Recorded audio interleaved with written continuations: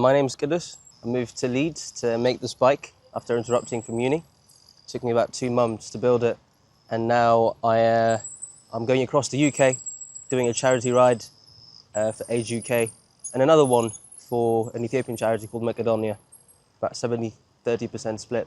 Once I finished making the bike, someone suggested to me a couple of weeks before that I should take the bike away to the top of Scotland and bring it down to Land's End. I said, that's brilliant, I'll do it. It wasn't even for charity at the start, it just turned into a charity ride because I wanted to give more purpose and meaning to the ride. I've recently named the bike, not officially, I've named it the Splinter. So Splinter001 is on TikTok. It's a variety of reactions. I love it. I think most people love seeing it. I can't say for sure, but I've recycled most of it. I've recycled most of the wood that you see here. But the wheels I have laminated myself. I've laminated ply because I didn't have an easy way to recycle the wood I had into it. All the metal bits that you see were either donated to me or recycled from a bike shop up in Leeds as well.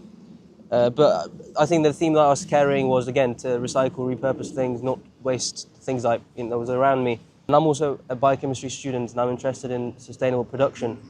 For the joinery, for example, before we go to the break, I've used a natural material, jute, instead of fiberglass, and then I've used resin to hold it together. I've done proper joinery between those bits. For the brake, unfortunately, I didn't plan on how I stopped the bike when I was making it. I was just thinking, how do I make it go? So I made a last-minute makeshift brake. Ended up using slippers for brakes. And this is my third one as well. We have antlers. They're from the Highlands. A farmer gave them to me. They normally, I think he told me that he sells them for £1. I offered about 5, 10. He said, absolutely not. You're going to have to take them for free. And then I wrapped it around with this rope. I'm camping most of the time. People offer bed and shower along the way. I would say every 4 days, I think. I've got tent, a very small one-man tent, a single layer, so if there's heavy rainfall, it's all going down, it's all pouring down on me. I've got a sleeping bag. It's one season. I was supposed to change that many weeks ago, but I've been very lazy. I haven't got many things. I think that also catches people by surprise. I needed to stay light for the bike to keep going, because if it was heavy, I'd be putting a lot of pressure on my pedal. It has taken so much so far, and I didn't want to put it in too much strain, so I've just removing things along the way as well. The tires, they are airless, and they've been nailed down. I did not think they were going to last a single day, but they've made it about 620 miles. I am as surprised as many people are just about that, not the others. It says for the most vulnerable. People have asked me a couple of times, who do you consider the most vulnerable?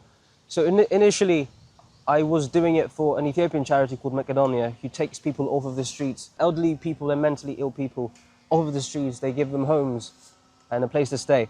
But then it didn't make sense to raise money just for Ethiopia while I'm in the UK.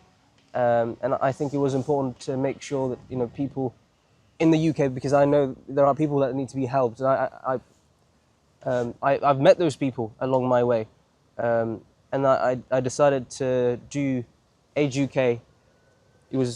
Now it's 70% for Age UK and 30% for Macedonia.